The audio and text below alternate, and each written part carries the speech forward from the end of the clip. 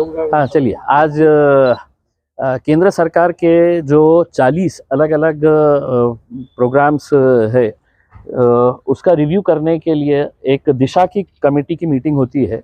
और ये बंधनकारक होता है कि ये मीटिंग क्वार्टरली बेसिस के ऊपर होना चाहिए, यानी कि अगर गिरी पड़ी हालत के अंदर भी अगर देखा जाए तो साल में 3 मीटिंग्स होना चाहिए।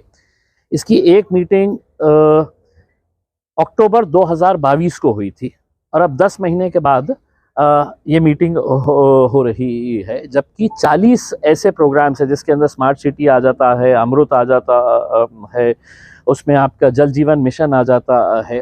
तो ऐसे बहुत सारे इम्पोर्टेंट स्कीम्स है जिसको रिव्यू करने के लिए कि ये स्कीम्स बराबर चल रहे हैं या नहीं चल रहे हैं, इसके लिए मीटिंग लेना ज़रूरी होता है।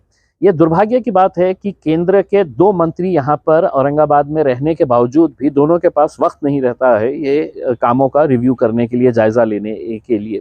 आखिरकार ये मीटिंग यहाँ पर हुई और उसमें बहुत सारे ऐसे चौंकाने वाले बात सामने आई है कि केंद्र सरकार अपने तौर के ऊपर तो बड़ी बड़ी घोषणा कर देती है कि 2022 मार्च तक हर बेघर को घर मिलने वाला है। ये प्रधानमंत्री अपने भाषणों के अंदर कई मर्तबा बोल चुके हैं, होर्डिंग्स लग चुके हैं, न्यूज़पेपर में है तो ये देते हैं, लेकिन आज भी औरंगाबाद शहर के अंदर एक भी घर प्रधानमंत्री आवास योजना के तहत मिला नहीं है।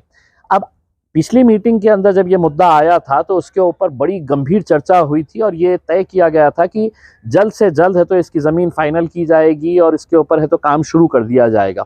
आज इन्होंने जो अपनी रिपोर्ट दिए है, उस रिपोर्ट के अंदर महानगर पालिका ने ये एडमिट किया है कि 126 हेक्टेयर ज़मीन टोटली प्रधानमंत्री आवास योजना के लिए दी गई थी और उसमें उन्होंने लिखा है कि 126 में से 90 हेक्टेयर जमीन ऐसी है कि जो किसी काम की नहीं है, उसके ऊपर कोई घर नहीं बनाया जा सकता है।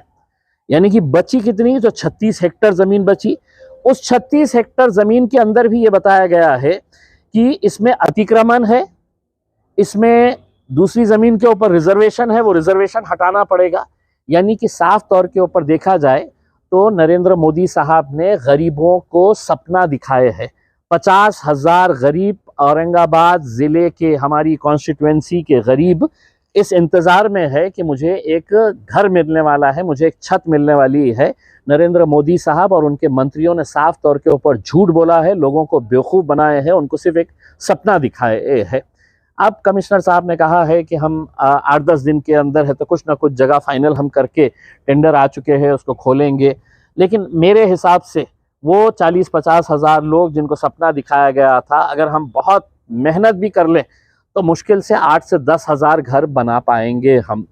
बाकी के लोगों ने जाके है तो नरेंद्र मोदी साहब, कराड़ साहब और दानवे साहब और अतुल सावे साहब, उनके भारतीय जनता पार्टी के जितने भी नेता हैं, उनके घरों पे जाके पूछना चाहिए कि मेरा घर के लिए तुमने 5 साल पहले मेरे से दस्तावेज लिए थे, वो कहाँ पे है करके।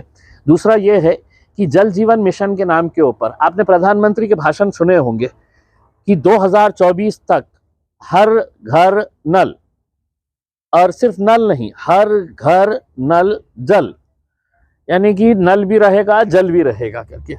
अब आप अगर देखेंगे कि आज के दिन इस रिव्यू कार्यक्रम के अंदर कई ऐसे गांव हैं ग्रामीण इलाके के कि जहां पर 1-1 साल पहले वर्क ऑर्डर दिया गया है और काम कितना हुआ, तो 3% हुआ, 4% काम हुआ है।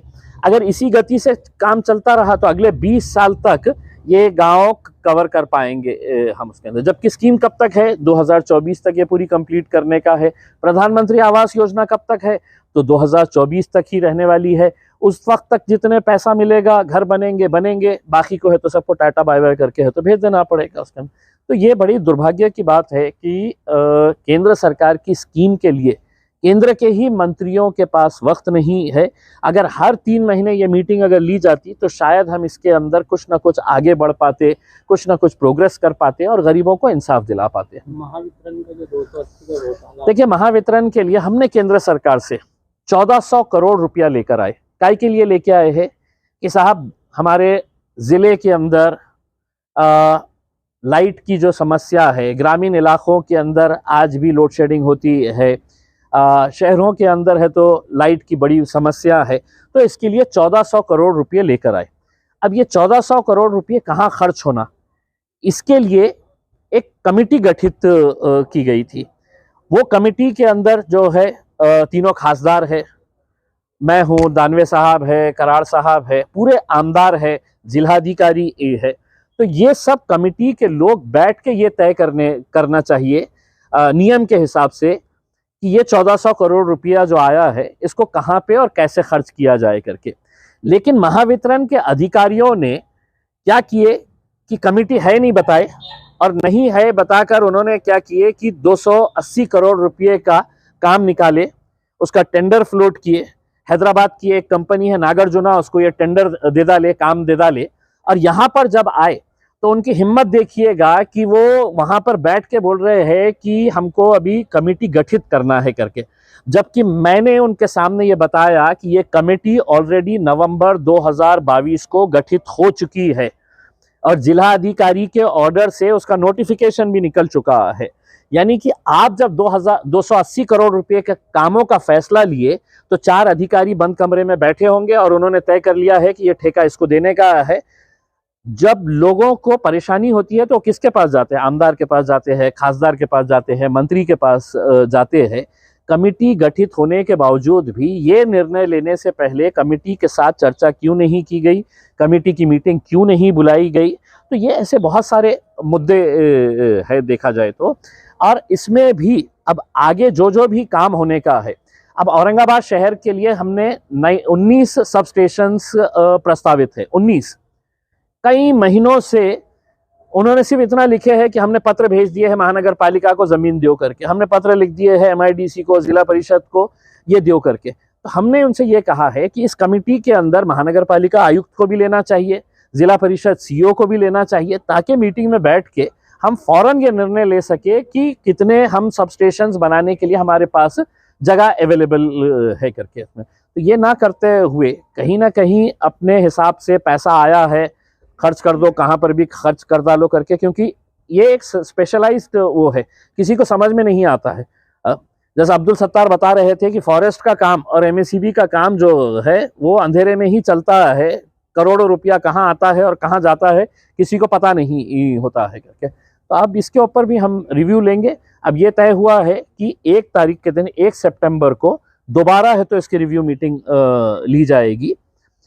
दूसरा ये है कि जालना रोड के ऊपर जो फ्लाईओवर का हमने प्रस्तावित किए थे, मैंने खुद ने नितिन गडकरी साहब के साथ बैठ के पूरे PWD के NHAI के अधिकारियों के साथ हमने जालना रोड के ऊपर एक कंप्लीट फ्लाईओवर होना चाहिए, जैसा नासिक के अंदर है, जैसा अहमदनगर के अंदर है। तो चिकलठाने से लेके वो वालूच तक का फ्लाईओवर वो तय हो गया था, लेकिन एक हमारे अति उत्साही मिनिस्टर आए, डॉक्टर भागवत कराड़ साहब, मंत्री बनते ही उन्होंने बोले कि नहीं मैं फ्लाईओवर के ऊपर है तो ट्रेन भी चलाऊंगा करके। तो उन्होंने कहा कि इसका DPR तैयार करो करके। अब वो DPR जो तैयार करने वाली एजेंसी है वो फ्रॉड एजेंसी है। मैंने लिखित के अंदर है तो कमिश्नर को पत्र भेजा था कि ये आप DPR मत तैयार करिए, पब्लिक का पैसा बर्बाद होने वाला है, क्योंकि हमको आज मेट्रो नहीं मिलने वाली है करके। तो वो DPR तैयार करने के लिए 7.5 करोड़ रुपया दिया गया है। 7.5 करोड़ रुपया चंद महीनों के काम के लिए है, तो उन्होंने 7.5 करोड़ रुपये उठाए। उसमें से कितना कहाँ गया है ये इसको मुझे बताने की जरूरत नहीं है। मैंने उस वक्त भी ये मांग की थी कि ये 7.5 करोड़ रुपये डॉक्टर भागवत कराड़ अपने जेब से अदा करे, या उस वक्त के जो म्युनिसिपल कमिश्नर ने ये ऑर्डर दिया था उन्होंने अपना पैसा वापस करे, ये पब्लिक का पैसा है करके।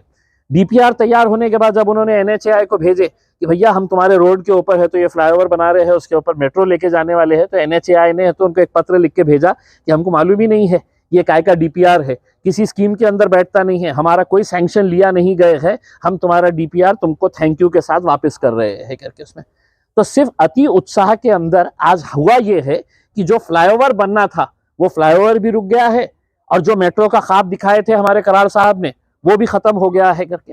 अब उन्होंने पिछले प्रेस कॉन्फ्रेंस के अंदर ये बताया था कि ये पैसा जो है हम दिए नहीं है।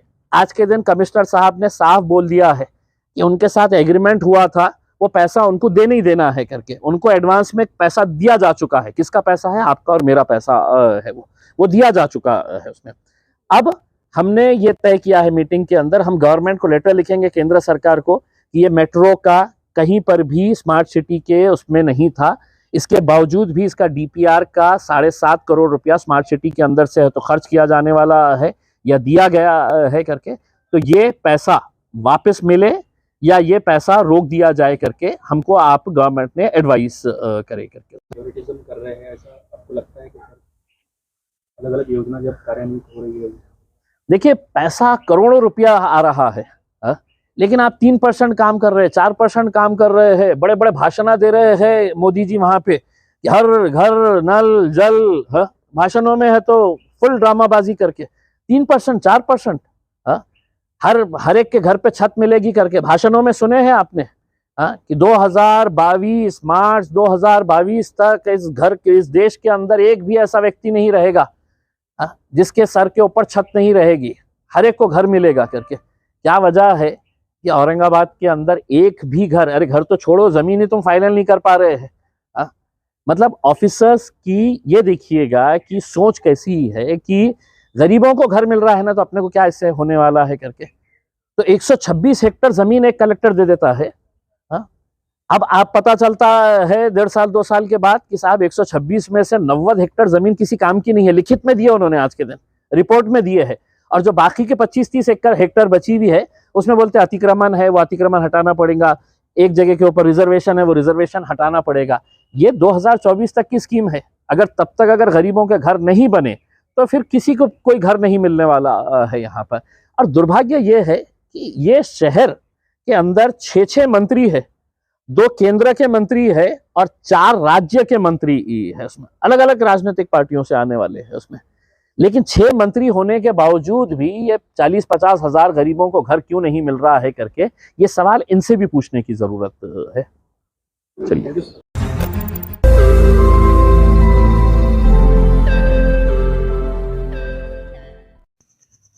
रोज नई खबरों को देखने के लिए हमारे औरंगाबाद समाचार चैनल को सब्सक्राइब कीजिए और नोटिफिकेशन पाने के लिए हमारे बेल आइकन को दबाइए ताकि हर खबर की नोटिफिकेशन आपको मिलती रहे।